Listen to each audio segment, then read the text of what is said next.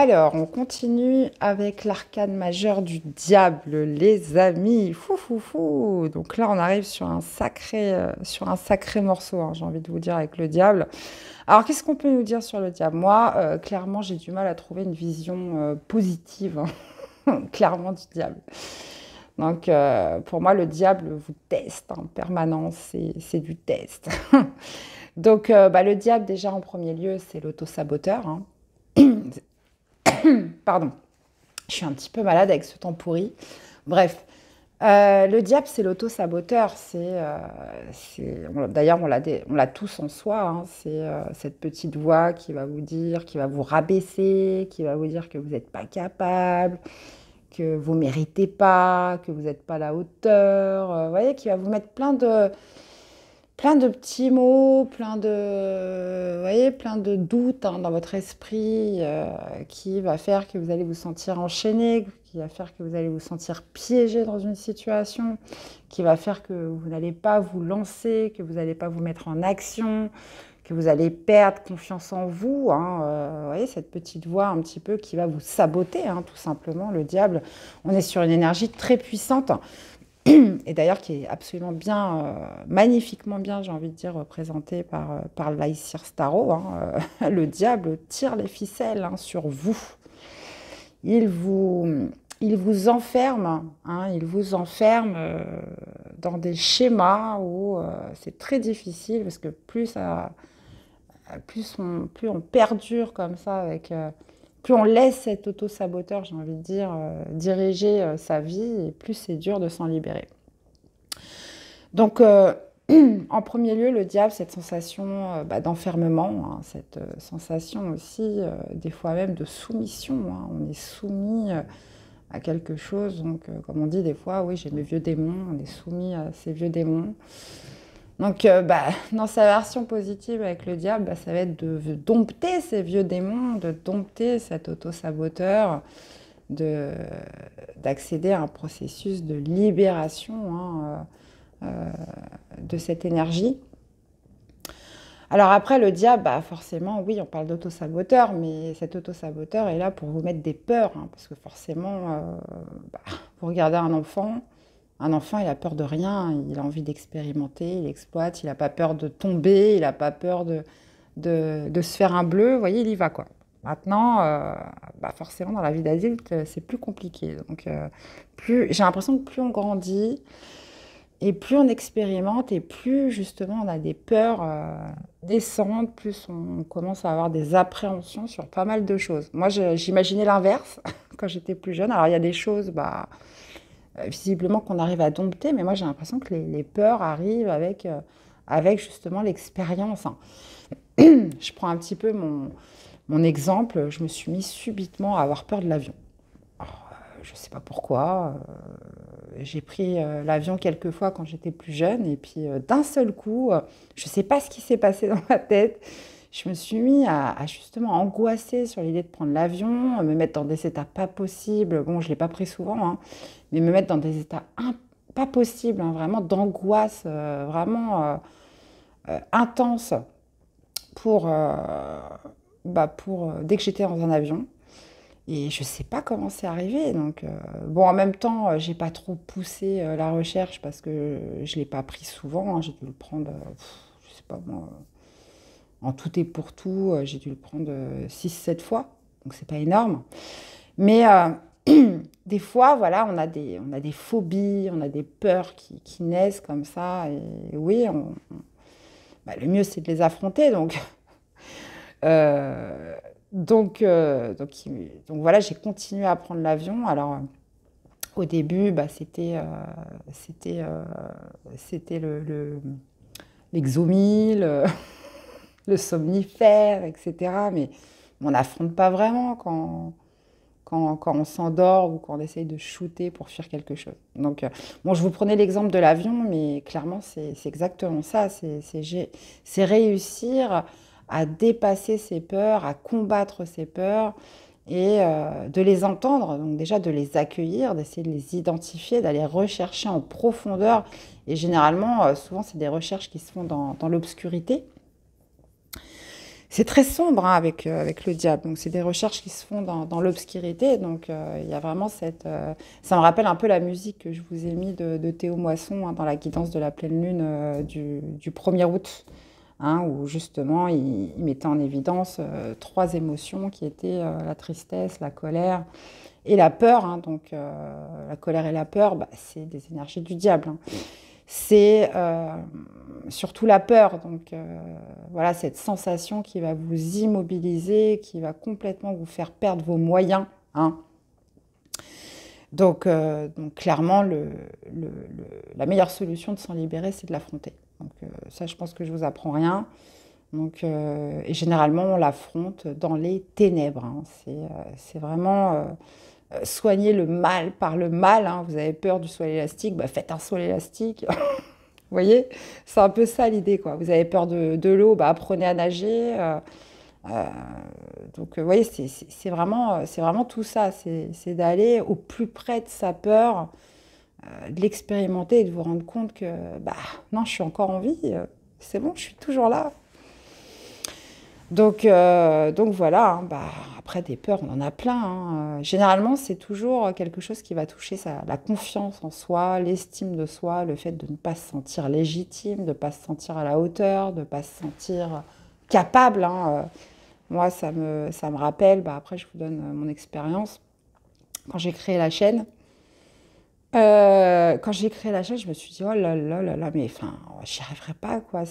Comment je vais réussir à interpréter, voilà, à attirer l'écoute des personnes. Enfin voilà, je me suis mis plein de peurs dans la tête à me dire non, non, mais t'es pas prête, t'es pas capable, tu vas pas y arriver, personne, tu vas faire aucune vue, on va t'insulter de tous les noms. Je me suis mis plein de trucs dans la tête. Mais bah voilà, je me suis dit, bon, bah, il y a un matin, je me suis réveillée, je me suis dit, j'ai pas réfléchi, j'ai créé la chaîne et j'ai posté ma première vidéo. Et j'ai entendu en fait cet auto-saboteur, mais je suis passée au-delà. Je me suis dit, bon, bah, je tente et puis on verra bien. On verra bien parce qu'en même temps, moi, la cartomancie, c'est ma passion, le tarot, c'est ma passion. Moi, je pars du principe que tout ce qu'on fait avec le cœur, bah, forcément, sera entendu, hein, sera entendu et sera légitime. Donc, bien évidemment, juste avant de passer à l'action, juste avant de, de- de- de- d'aller exploiter ou expérimenter, on peut avoir cet auto-saboteur qui sort et qui vous met plein de doutes. Et puis, on se dit, bon, bah, je vais peut-être attendre un peu. Et puis voilà, on se trouve plein d'excuses. On se trouve plein d'excuses finalement pour pas y aller ou pour pas faire ou pour se placer aussi en tant que victime. Hein. De toute façon, on peut se trouver toutes les excuses du monde. On aura toujours toutes les excuses du monde pour pas y aller, pour pas faire, voilà. Donc ça, c'est pas un problème. Donc soit on trouve des excuses dans la vie, ou soit on trouve des solutions. Et pour moi, la solution avec le diable, hein, très clairement, c'est d'affronter sa peur, c'est d'aller au plus près de ce qui vous angoisse. Et puis bah, après, lorsqu'on a réussi, il y a ce sentiment de libération qui est là. Waouh, c'est grandiose. Après, on est super content. Donc voilà pour la version du diable. Après, bah forcément, ça peut être aussi une emprise, hein, les addictions, quelque chose auquel vous êtes soumis. Donc bah forcément, ça peut être plein de choses. Hein. Alors oui, ça peut être une personne, on peut parler d'emprise, hein, on peut parler de relations trop toxiques. D'ailleurs, depuis quelques années, on a le fameux pervers narcissique hein, qui était à la mode. Hein, donc, alors attention, il y a à boire et à manger. Par contre, les vrais pervers narcissiques, mais je crois qu'il n'y a pas pire pour détruire. C'est, alors, faut faire attention parce que c'est vrai qu'on a tendance à...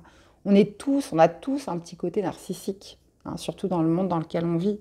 Donc, on a vite fait d'aller mettre des étiquettes vers les gens, mais il y a vraiment des gens, mais oh là là là là, mais des vrais de chez vrais, mais c'est juste horrible.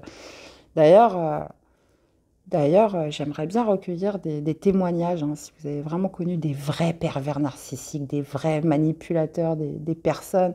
On a l'impression qu'ils n'ont pas d'âme, tout est noir en eux. Et moi, je vous dis ça parce que j'en ai connu un. J'en ai connu un vrai. Mais il n'y a pas pire que ça. C'est le genre de personne qui vous détruit psychologiquement. Vous ne savez même plus qui vous êtes. Et je pense que le danger avec ces personnes-là, c'est d'essayer de les comprendre. Parce que vous, si vous êtes quelqu'un de sain, vous allez essayer de trouver une logique, vous allez essayer de comprendre, vous allez essayer de vous dire non mais là, ça me dépasse complètement. Et c'est le fait justement d'essayer de comprendre ces personnes-là, d'essayer justement de mettre une logique à tout ça qui fait que vous allez vous perdre. Parce qu'il n'y a rien à comprendre. C'est des personnes, pour moi, perso, on ne peut pas les sauver, hein. On ne peut rien faire. C'est leur nature, pour moi, c'est des petits chétanes. Il n'y a rien à faire. C'est dur à dire, hein. Bah alors oui, on peut nous parler de l'enfance, on peut nous parler de beaucoup de choses, mais pour moi, c'est des personnes, alors oui, clairement, il y a peut-être une profonde souffrance derrière tout ça, mais c'est des personnes qui ont besoin de détruire, qui ont besoin d'aspirer, hein. C'est comme des vampires qui ont besoin d'aspirer l'énergie des autres pour vivre. Tout seuls, ils ne survivent pas. Tout seuls, ils ne survivent pas. Ils ont vraiment besoin d'aller pomper l'énergie des personnes lumineuses. Donc généralement, souvent, les personnes qui se laissent avoir, c'est des personnes très, très bienveillantes, très altruistes, dans l'amour, vous voyez, des proies faciles, hein, mais des personnes qui dégagent un aura, quelque chose de très lumineux.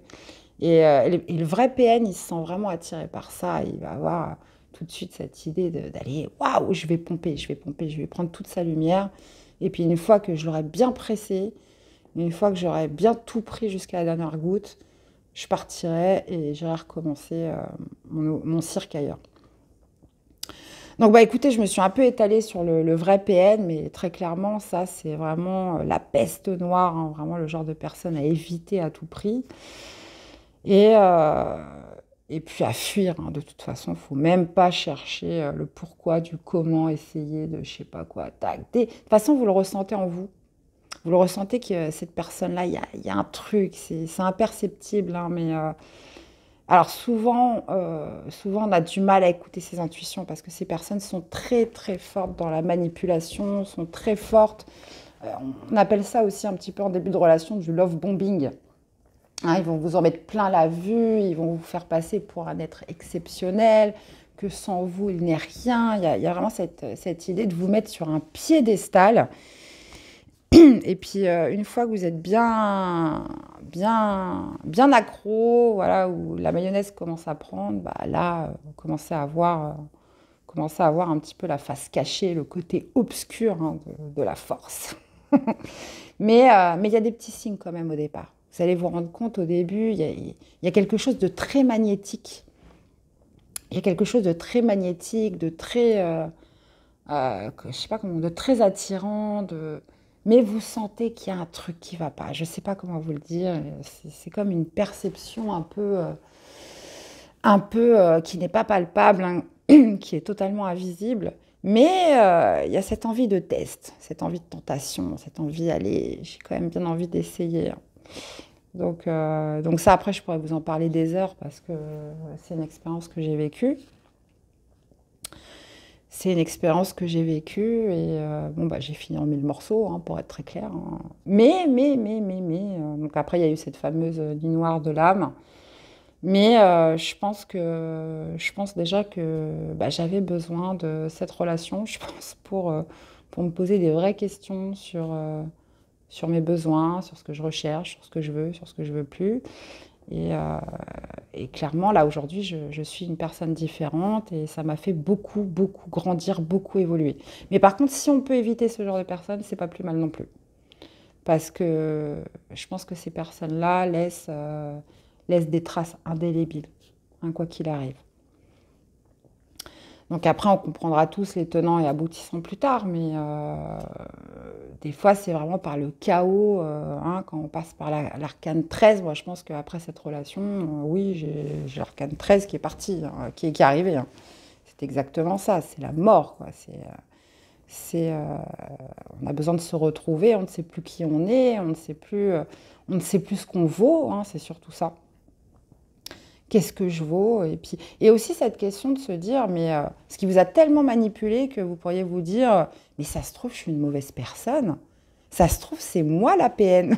Alors déjà, rien que le fait que vous vous posiez cette question, c'est que vous en êtes, c'est que vous en êtes pas un, vous en êtes pas une.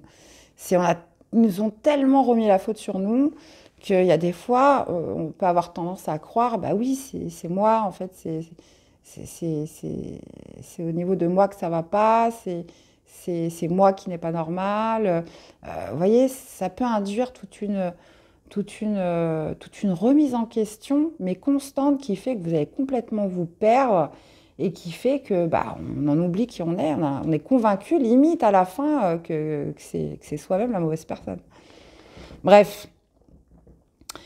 Donc bah voilà hein, pour la carte du diable. C'est déjà pas mal, hein, j'ai l'impression que c'est déjà pas mal. Je pourrais vous en parler pendant des heures du diable. Franchement, c'est... Mais bon, vous avez compris l'idée. Hein. Libérez-vous de vos chaînes. Après, les emprises, les addictions, tout ça, il y en a plein. Hein. Ça peut être... là, on peut parler, bah, évidemment, après, dans la société dans laquelle on vit, on peut parler de drogue, d'alcool, on peut parler aussi de nourriture, hein, où on sabote aussi son corps. Hein. La nourriture, bah, je suis désolée, avec ce qu'on nous donne à manger. Avec ce qu'on nous donne à manger, très clairement, il y a de quoi être vraiment malade. Hein. Donc le fait aussi, alors souvent quand c'est lié à la nourriture, c'est quelque chose d'ordre émotionnel aussi, hein, qu'on peut essayer de combler par la nourriture, et on sait que ça va nous rendre malade, mais on le fait quand même. Vous voyez? Donc il peut y avoir toute forme d'addiction, ça peut être les jeux vidéo, ça peut être, peu importe, quelque chose que vous faites à l'extrême, où vous vous sentez surtout soumis et qui crée un manque chez vous. Vous n'arrivez pas à vous en passer, vous n'arrivez pas à vous en libérer. Donc, c'est tout ça, le diable. C'est vraiment tout ça. Donc, bah, écoutez, voilà les amis. Hein, maintenant, si vous souhaitez, hein, parce que j'ai quand même longuement parlé du PN, si vous souhaitez justement une vidéo ou que je fasse une vidéo supplémentaire sur le pervers narcissique, moi, clairement, je serais d'ailleurs... ça me ferait même plaisir de partager mon expérience avec vous, parce qu'il y en a tellement qui sont détruits par ce genre de personnes, que si je peux apporter une petite contribution, hein, parce que quand on rencontre ce genre de personnes, bah après, alors moi je parle dans la vie amoureuse, mais ça peut tout à fait arriver au travail. Alors au travail, ça doit être un truc de fou, ça peut être un parent, ça peut être, voilà, ça peut se manifester partout dans votre vie.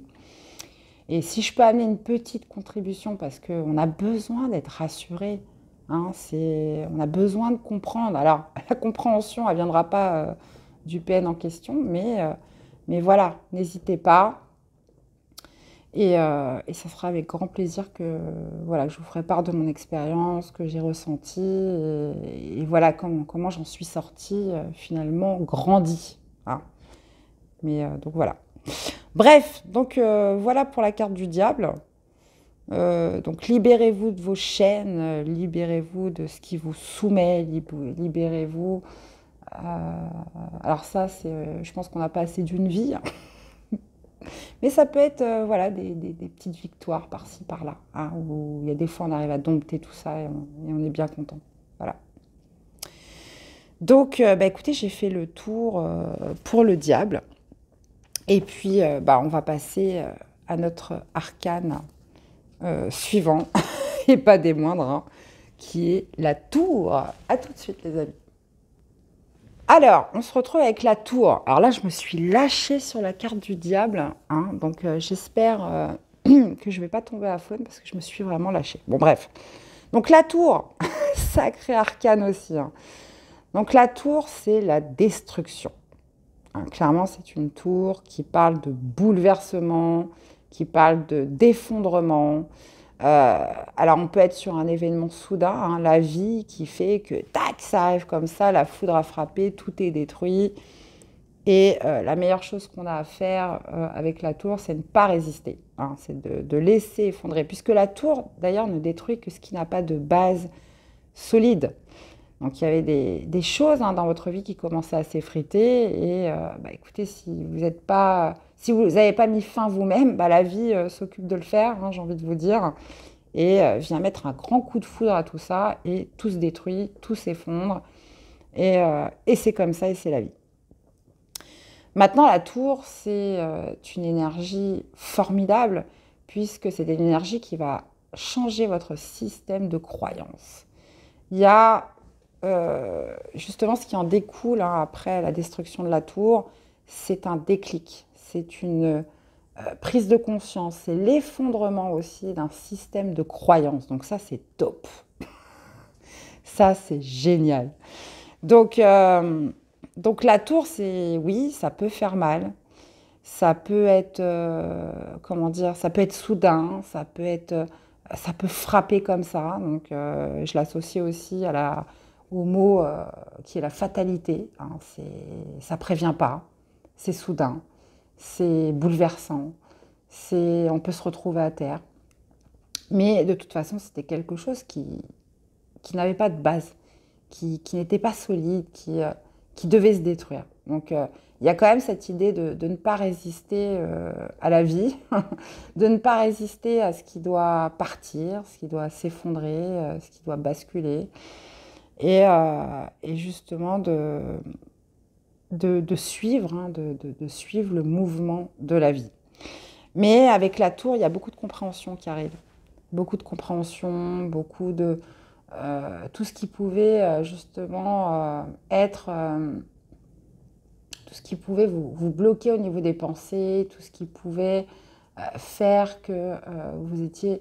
Alors, je dirais pas les illusions, c'est pas des illusions, c'est des schémas, c'est un fonctionnement, c'est une manière de réfléchir, une manière de voir les choses, une manière... Et tout ça, ça s'effondre. Hein. Vous voyez enfin la vérité avec la tour. Vous voyez la vérité. Voilà, c'est... Alors oui, c'est bouleversant, mais on sait, on sait, on sait, on sait. Là, ça fait comme écho, vous dites, bah ouais, non mais... Ok, ouais, ok, c'est ça. Donc c'est une énergie qui est très dure, hein, qui peut être aussi intense, hein, très intense la tour, très très intense, mais qui est nécessaire au cheminement, qui est nécessaire pour justement amener une reconstruction plus saine et plus solide par la suite. Hein. Donc, c'est souvent, en plus de ça, on arrive après à la carte du diable. Hein, donc, voilà, tout ce qui a pu vous enchaîner, tout ce qui a pu être manipulation, tout ce qui a pu être addiction. Voilà, il y a un événement qui va se produire, quelque chose qui va frapper fort pour que vous preniez enfin conscience du danger, que vous preniez enfin conscience dans l'état dans lequel vous êtes, que vous preniez enfin conscience que ça ne peut plus durer comme ça. Vous voyez, il y a quelque chose qui est mis en évidence avec la tour. Donc, si vous avez écouté le diable, si on parle, par exemple, d'une addiction que vous avez, hein, je ne sais pas, il y en a tellement, ça peut être l'alcool, boire de l'alcool de manière excessive, hein, attention, hein, parce que tant qu'il n'y a pas d'excès, bon, bah voilà, faut vivre aussi. Donc, trop d'alcool, bah voilà, vous allez faire un examen, vous allez vous rendre compte que vous avez un problème au foie, ou alors vous allez avoir une grosse crise. Là, j'ai une personne dans mon entourage qui a fait une pancréatite. Et je peux vous dire qu'il était malin. Donc voilà, la nouvelle qu'on va apprendre, la crise qui va tomber, la répercussion par rapport à ce qui nous enlise, hein, ça va frapper fort d'un coup. Et là, on va prendre conscience, non mais voilà, il faut que je fasse quelque chose, parce que sinon, je vais mourir. Parce que sinon, ça va très mal se passer pour moi, vous voyez. Donc c'est ça la tour. C'est ça la tour. Donc après, moi, je vous ai cité cet exemple-là, mais ça peut être tout et n'importe quoi. Hein. Je reprends mon PN de tout à l'heure. Et ben là, ça va être le coup de trop, ça va être le petit détail, ça va être le truc qui va vous faire prendre conscience que vous êtes sous emprise, que vous ne pouvez plus rester comme ça. Donc généralement, ça peut être vraiment parce que là, cette fois, les limites ont été dépassées, parce que il y a un événement qui fait que tout va être amplifié par 10, que quelque chose qui fait que voilà, vous êtes arrivé vraiment à la limite, bah, voilà, vous allez prendre conscience que tout ce que vous pensiez, tout ce en quoi vous croyez s'effondre. Hein, c'est plus viable. C'est plus viable. Donc bah voilà, hein, ça fait déjà pas mal. Hein, ça fait déjà pas mal, les amis. Donc, par contre, une belle promesse qui s'échappe de notre tour, hein, c'est la reconstruction. Et la reconstruction sur quelque chose, avec des meilleures fondations. Hein, c'est surtout ça. Hein.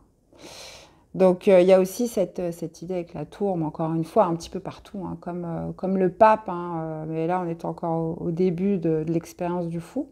Là, quand même, avec la 16, on commence à avoir fait un bon petit bout de chemin. Donc là, il y a cette idée, encore une fois, de tirer des leçons, hein, d'apprentissage. Voilà, là, ça se remplit au niveau de la boîte crânienne. Là.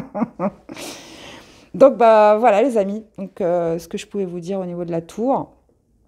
Donc encore une fois, pareil, hein, je referai sûrement des vidéos plus poussées hein, sur cette énergie parce que on en aurait des choses à raconter. Ouais. Donc, je vous attends vraiment dans les commentaires, hein, puisque là, voilà, on est vraiment sur l'étude des cartes, mais on pourrait en parler, on pourrait faire des lives, on pourrait faire tellement de choses qui sont liées aux énergies du tarot. Donc, n'hésitez pas à me faire vos petits retours. Et puis, bah, écoutez, on continue avec notre prochaine arcane. Bon, bah, on continue avec l'étoile. Alors, l'étoile, clairement, fou, ça va mieux, quoi. L'étoile, ça y est, on respire, on relâche la pression, on est beaucoup plus... ça y est, ouf. Parce que là, moi, je me suis un peu emballée avec les dernières arcanes. Là, je vous avouerai que l'étoile, c'est du pain béni. Ah, bah alors, l'étoile. Bah, l'étoile, c'est la carte, c'est l'une des cartes les plus positives, hein, j'ai envie de dire, du tarot. Il n'y a pas vraiment de sens négatif à l'étoile. Il n'y a pas vraiment de sens négatif dans le sens où c'est la réalisation des souhaits, c'est l'espoir, hein, vraiment ce qu'incarne l'étoile déjà en premier lieu. Cette sensation d'espoir, d'optimisme, de positivité, cette idée aussi de mise à nu, hein, d'authenticité, de mise à nu dans le lâcher-prise. On se laisse guider, on se laisse porter, on sait que ça va aller, on se sent protégé. Donc là, j'ai l'impression qu'après avoir passé de toute façon la mort, le diable, la tour, ça y est, c'est bon, je me libère, je lâche prise, je suis authentique. Hein, c'est ça, hein, l'étoile, je suis authentique. Je lâche prise aussi sur ce que je ne peux pas contrôler. Et alors attention, il y a vraiment cette idée, c'est pas je me laisse porter puis je fais plus rien de ma vie. C'est vraiment cette idée de lâcher prise sur les choses où on n'a pas de pouvoir, de toute façon. Voilà, tout ce que je ne peux pas changer, ça sert à rien que je mette mon attention dessus, ça sert à rien que je m'épuise sur des choses dont je n'ai pas, dont je n'ai pas le pouvoir de changer. Par contre, je peux tout à fait miser sur moi. Voilà, je mets mon énergie sur ce que je vais pouvoir changer, donc c'est-à-dire vous-même, hein, vous-même. Euh, tout ce que vous pouvez contrôler.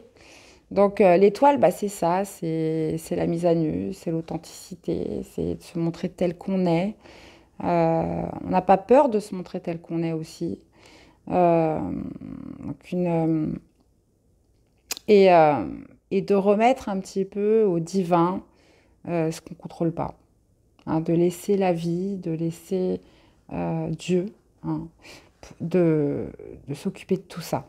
Hein. Mais il y a quand même cette notion, comme je vous disais, de positivité, de foi, de se laisser guider et surtout d'avoir cette approche de la vie beaucoup plus belle, beaucoup plus objective, hein, sur sur ce qui est notre chemin à tous et de se laisser guider vers l'accomplissement. Voilà. Donc, forcément, l'étoile, c'est de croire en sa bonne étoile, hein, que tout ce qui arrive, c'est pas pour rien, que tout ce qui arrive a une signification précise, qu'il y a un but à tout ça, et et de là, justement, après toutes ces épreuves, naît cet espoir d'arriver vers quelque chose de plus beau, quelque chose de plus grand, quelque chose encore de plus authentique encore. Et cette forme d'accomplissement d'une vie aussi, pour certains. Donc, l'étoile, c'est l'espérance, c'est tout ça, c'est tout ce que je viens de vous dire. Donc, très, très, très, très belle énergie. Et d'avoir confiance en la vie, hein, d'avoir confiance au divin, confiance en ce qui nous entoure. Moi, je pense que l'étoile, c'est aussi d'apporter plus de regard sur ce qui vous entoure, hein, sur la nature, sur les animaux. Alors après, oui, ça peut être exprimé de différentes formes, mais pour moi, quand on arrive au stade de l'étoile, on regarde plus ce qui nous entoure. On est plus attentif aux détails. On est plus dans la contemplation aussi. Hein, on se rend compte qu'on est dans la gratitude parce que si on regarde bien notre planète, on se rend compte qu'elle est magnifique, hein, et que tout est parfait. Et donc voilà, il y a tout ça avec l'étoile. Qu'est-ce que je pourrais vous dire de plus? Vraiment cette nouvelle vision de nous-mêmes, plus authentique, on a moins des œillères. On a beaucoup moins d'œillères. Voilà. Et bien voilà les amis. Donc on pourrait encore une fois en parler 20 ans, mais on va passer à notre prochaine arcane, hein, la Lune. Allez, c'est parti.